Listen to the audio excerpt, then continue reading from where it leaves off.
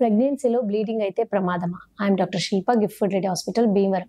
So, ప్రెగ్నెన్సీలో అండి patients call చేస్తారు, మేడం సడెన్‌గా నాకు నిన్న డ్రాప్స్ బ్లీడింగ్ కనిపించింది, లేదా కొంతమందికి కొంచెం బ్లీడింగ్ ఎక్కువైంది.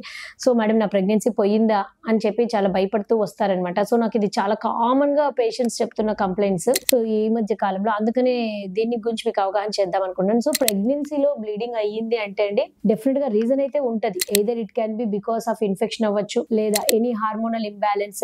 It's adjustment between the baby and the uterus అన్నమాట. సో, ఇంప్లాంటేషన్ బ్లీడింగ్ అంటాం. అంటే బేబీ కూర్చుంటుంటది అనమాట. అది అడ్జస్ట్ అవ్వడానికి ట్రై చేస్తుంటది. అటువంటి టైంలో ఇంప్లాంటేషన్ బ్లీడింగ్ అవుతది. సో, అండ్ దానివల్ల మీకు ప్రెగ్నెన్సీ పోయింది అనుకుని చాలా మంది భయపడతారు. కాదు, in fact it is a positive sign అంటాం అనమాట మేము.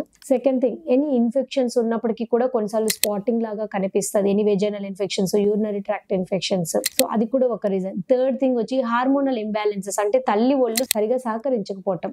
సో, ఎప్పుడైతే మదర్ సపోర్ట్ సరిగా ఉండదో బేబీకి, హార్మోన్స్ అన్నవి అటువంటి టైంలో కూడా కొన్నిసార్లు బ్లీడింగ్ అయ్యే ఛాన్సెస్ ఉంటాయి అన్నమాట. ఈ థైరాయిడ్ అవ్వచ్చు, any other hormones, oestrogen, progesterone, ఈ సపోర్ట్ కూడా కరెక్ట్ గా ఉందా లేదా అనేది మనం చెక్ చేసుకుంటాం. సో, ఇవన్నీ కామన్ రీజన్స్ అండి. సో, బ్లీడింగ్ అయ్యిందంటే వెంటనే అబార్షన్ అయిపోయిందని చెప్పి కంగారు పడద్దండి.